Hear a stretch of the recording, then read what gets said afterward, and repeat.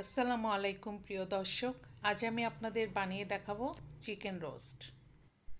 এজন্য আমার যা যা লাগবে, এখানে রয়েছে চিকেন। আমি এখানে দুটো চিকেন নিয়েছি, কেটে ধুয়ে সামান্য কালার ফুড মিশিয়ে নিয়েছি। এখানে রয়েছে পেঁয়াজ কুচি, আদা রসুন বাটা 4 টেবিল চামচ, কাঠবাদাম ও কিশমিশ বাটা একসাথেই আমি এটা রেখেছি। আর আমি যেহেতু ঝাল রোস্ট করব, এখানে রয়েছে গুঁড়ো মরিচ 1 টেবিল চামচ আর রোস্টের মশলা। এটা আমার ঘরে তৈরি মশলা, আমি কোনো এক সময়ে পরে রেসিপিটা আপনাদের দিয়ে দেব। প্রথমে আমি কড়াইতে তেল দিয়ে দিলাম এবং তেলে পেঁয়াজ দিলাম। পেঁয়াজটা একটু ভাজা ভাজা করে নিব।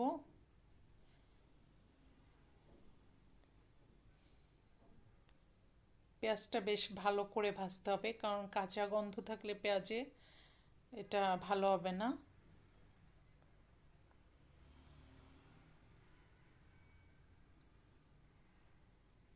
আদা রসুন বাটা দিয়ে দিয়েছি পেঁয়াজে। আদা রসুনটাকে বেশ ভালো করে কিছুক্ষণ কষিয়ে নিতে হবে, না আদা রসুনেরও একটা কাঁচা গন্ধ আছে। দেখেন আমি বেশ কিছুক্ষণই আদা রসুনটাকে ভেজে নিয়েছি।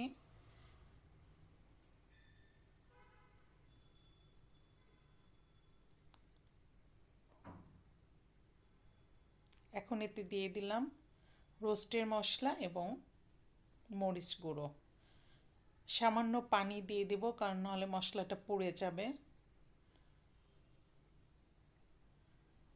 আপনাদের একটা টিপস শিখিয়ে দিচ্ছি, সেটা হচ্ছে আপনারা মশলাটা যত ভালো করে এটা কষাবেন, আপনার রোস্টটা তত বেশি টেস্ট হবে। বাদাম ও কিশমিশ বাটাটা দিয়ে দিলাম। এখন মশলাটাকে বেশ ভালো করে কিছুক্ষণ কষিয়ে নেব। একটু কড়াইতে লেগে আসলে সামান্য পানি দিয়ে আবার কষাতে হবে। বেশ কিছুক্ষণ মশলাটাকে কষাতে হবে। আপনি যত বেশি এটাকে ভালো করে কষাবেন, তত বেশি টেস্টি হবে। দেখেন আমি বেশ কিছুক্ষণ মশলাটাকে কষিয়ে নিচ্ছি।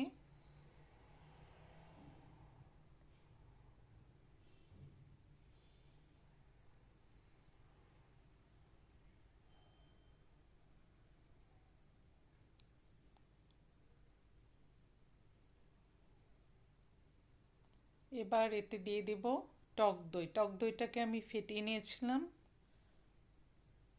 বেশ কিছুক্ষণ কষিয়ে নেব, টক দই দেওয়ার পরও কষিয়ে নেব।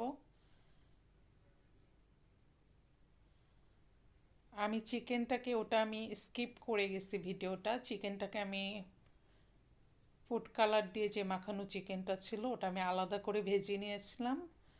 ওই ভিডিওটা আসলে স্কিপ করে গেছি। 1 টেবিল চামচ ঘি দিয়ে দিলাম।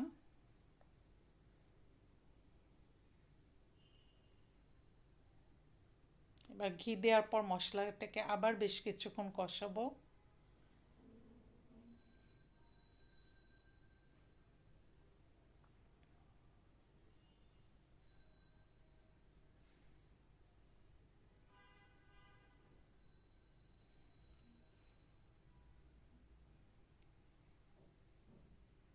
সামান্য কিছু বেরেস্তা দিয়ে দিলাম, বাকি বেরেস্তাটা আমি পরে দিব, চিকেন দেওয়ার পর দিব।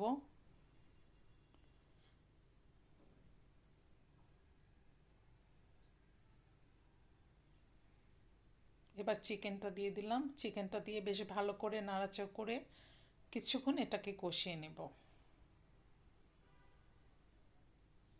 দেখেন আমি চিকেনটাকে ভেজে নিয়েছিলাম। আর ফুড কালার দিলে হয় কি, রোস্টের কালারটা খুব সুন্দর আসে। অবশ্যই এটা আপনি না চাইলে স্কিপ করতে পারেন।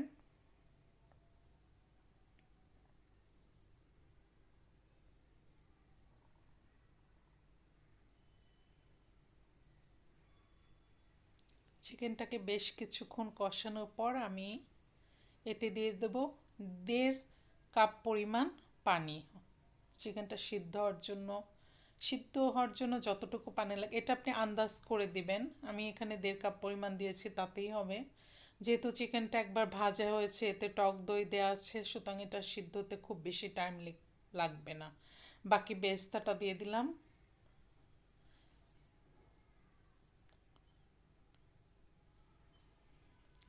কিছু কাঁচামরিচ দিয়ে এবার এটাকে আমি ঢেকে দেবো। চিকেনটা পানিটা শুকিয়ে তেলের উপর উঠলে আমার রোস্ট একদম কমপ্লিট। দেখেন, এই যে ফাইনাল লুকটা আপনাদের দেখিয়ে দিলাম।